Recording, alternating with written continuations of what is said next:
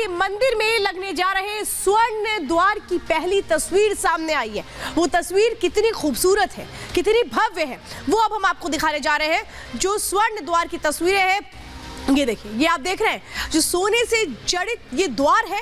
इस तरह के 16 द्वार बनाए गए हैं अयोध्या में भगवान श्री राम के मंदिर में लगने के लिए। ये देख रहे हैं आप जो स्वर्ण द्वार है, इसमें कारीगरी भी की गई है। पहले इसे तैयार किया गया, जो कारीगर है उन्होंने इसमें बाकायदा कारीगरी की और उसके बाद इसको स्वर्ण जड़ित किया गया है। तस्वीरें देख रहे हैं आप, जो अपने आप में एक तरह से कहूँ कि उमंग भर रही है। खुशी किस तरह से होगी, क्योंकि ये एक एक द्वार अपने आप में बहुत कुछ बयां करते हो। नक्काशियों के जरिए जो इनमें की गई हैं, इनके जरिए बहुत सारी ऐसी परंपराओं को भी आगे बढ़ाया गया है। जो द्वार परंपरा हमारे यहाँ रही है, उसको कैसे आगे बढ़ाया गया है, ये हम आपको बता रहे हैं। लेकिन स्वर्ण द्वार की बहुत सारी खासियत है। वो खासियत क्या है, ये अब आपको बताने जा रहे हैं। स्वर्ण जड़ित है, ये तो आपको पता है, लेकिन किस तरीके से तमाम द्वार को स्थापित किया जा रहा है, क्योंकि एक नहीं, दो नहीं, बल्कि 16 ऐसे द्वार हैं जिनको यहाँ पर लगाया जाना है। आप समझिए, मंदिर में 5 शिखर और 44 द्वार होंगे। जो जानकारी मिलती है, मंदिर में 14 द्वार स्वर्ण जड़ित होंगे, ये बताया जा रहा है। तो मंदिर में पहला स्वर्ण द्वार लग करके तैयार हो चुका है। उसकी पहली जो तस्वीर आई है वो हमने आपको दिखाई। गर्भगृह के बाहर गूढ़ मंडप पर भी ये द्वार लगा है। तो स्वर्ण द्वार में 4 से 5 किलो सोने का इस्तेमाल किया गया है। जो स्वर्ण जड़ित से किया गया उसमें 4 से 5 किलोग्राम सोने का इस्तेमाल किया गया। 3 दिन में 13 स्वर्ण द्वार और लगाए जाने हैं। जो आगे का कार्यक्रम है वो हम आपको बता रहे हैं। जो स्वर्ण द्वार लगाए जाने का जो काम है वो पूरा किया जा रहा है। तो बड़ी तैयारी हो रही है। दिल्ली से लेकर उत्तर प्रदेश तक 13 दिन बाकी है रामलला की प्राण प्रतिष्ठा के लिए। और इसके लिए मैं आपको बताने जा रही हूं, चाहे प्रधानमंत्री नरेंद्र मोदी हो या उत्तर प्रदेश के मुख्यमंत्री योगी आदित्यनाथ, दोनों किस तरीके से प्राण प्रतिष्ठा के उस कार्यक्रम को और भव्य बनाने के लिए लगातार बैठकें ले रहे हैं, लगातार जायजा लिया जा रहा है, लगातार निर्देश दिया जा रहा है। प्रधानमंत्री नरेंद्र मोदी ने अपनी कैबिनेट को बाकायदा निर्देश दे दिए हैं। वो निर्देश क्या है वो आज मैं आपको बताने जा रही हूँ। ये बड़ी तैयारियां हैं जो बताती है कि किस तरीके से ये भव्य आयोजन को और भव्य बनाना है। कहीं कोई खलल ना डाल दे, कहीं कोई समस्या ना हो, इसका खास तौर पे ध्यान रखना। और इसीलिए प्रधानमंत्री नरेंद्र मोदी ने अपनी पूरी कैबिनेट को निर्देश दिया है। उन्होंने साफ तौर पे अपने मंत्रियों को निर्देश दिया है, प्राण प्रतिष्ठा के कार्यक्रम को लेकर सतर्क रहे, ये कहा गया नरेंद्र मोदी, प्रधानमंत्री नरेंद्र मोदी की तरफ से। अयोध्या पर आस्था दिखे, आक्रामकता नहीं, यानी गुस्सा मत दिखाइए, आस्था दिखाइए, ये कहा गया। बयानबाजी से बचो, मर्यादा का ख्याल रखिए, ये साफ तौर पे निर्देश दिए गए प्रधानमंत्री नरेंद्र मोदी की ओर से। क्षेत्र में गड़बड़ी ना हो, इसका बेहद ख्याल रखना चाहिए, रखा जाए, ये कहा गया। अपने अपने इलाके के लोगों को भगवान श्री राम के दर्शन करवाइए, ये कहा गया है। ये खास निर्देश दिए गए हैं और आपको बताते हैं कि कैसे तैयारियों का जायजा लिया जा रहा है। खुद मुख्यमंत्री योगी आदित्यनाथ अयोध्या में मौजूद हैं। देखिए तस्वीरें आप देख रहे हैं कि कैसे जो मंदिर परिसर है वो बन करके तैयार हो रहा है। चंपत राय भी उनके साथ है और योगी आदित्यनाथ देखिए इंस्ट्रक्शंस भी दे रहे हैं, बता भी रहे हैं। और योगी आदित्यनाथ आप देख रहे हैं बीच बीच में इसी तरीके से अयोध्या का दौरा करते रहे। अयोध्या धाम में आकर के वो ना सिर्फ तैयारियों का जायजा लेते रहे बल्कि बताते रहे कि किस तरह से वो बहुत सक्रिय है। ये आप देख रहे हैं, ये जो रामलला है उनकी पूजा पाठ हो रही है और मुख्य पुजारी सत्येंद्र दास भी वहां पर मौजूद है। आरती की गई है, आरती के बाद आशीर्वाद लिया गया, नमन किया गया कि जो एक बहुत बड़ा कार्यक्रम है वो सफलतापूर्वक पूरा हो। भगवान का आशीर्वाद यहाँ लिया गया, रामलला का आशीर्वाद यहाँ पर लिया गया।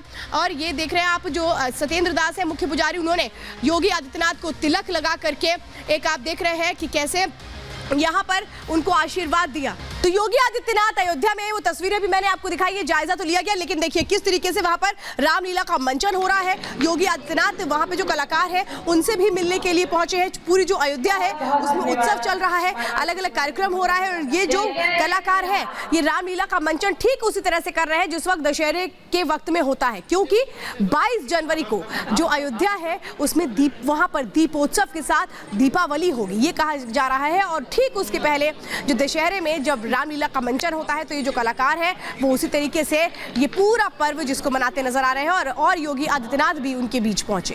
और तैयारियों को लेकर प्रशासन क्या कुछ कह रहा है, उत्तर प्रदेश के एडीजी क्या कुछ कहना है, सुनिए जरा।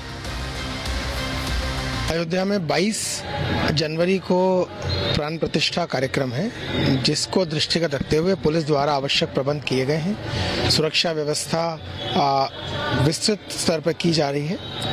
प्रतिदिन हम अपनी व्यवस्था की समीक्षा भी करते हैं, जिससे कि जहां कहीं कुछ और व्यवस्था की आवश्यक हो, बंदोबस्त में संशोधन करना, इम्प्रूवमेंट करना, उसे कर सकें। और आइए आप बात करते हैं प्रधानमंत्री नरेंद्र मोदी किस तरह से विकास पथ पर है। देश को आगे ले जाने के लिए जो उन्होंने ठाना, उसको हर एक दिन कैसे पूरा किया है, वो अलग अलग तस्वीरों के जरिए मैं आपको बयां कर रही हूं। देखिए 3 तस्वीरें आपके सामने। वाइब्रेंट गुजरात, जहां पर हम देख रहे हैं कि कैसे आगे बढ़ाने के लिए गुजरात के साथ साथ पूरे देश को वो मॉडल तैयार है, जहां पर प्रमुख देशों के राष्ट्राध्यक्ष आ रहे हैं और यहीं से कैसे अर्थव्यवस्था को और मजबूती मिले, निवेश को कैसे आगे बढ़ाया जाए, उसकी तस्वीरें हम देखते हैं। तो लक्षद्वीप में आप देख रहे हैं, लक्षद्वीप जिसको लेकर के किस तरीके से मालदीव्स ने टारगेट किया था, लेकिन लक्षद्वीप को लेकर के जो प्लान रखा गया है सरकार की ओर से, जो नया प्लान आ रहा है, वो जरूर मालदीव्स की परेशानियों को बढ़ाने वाला होगा।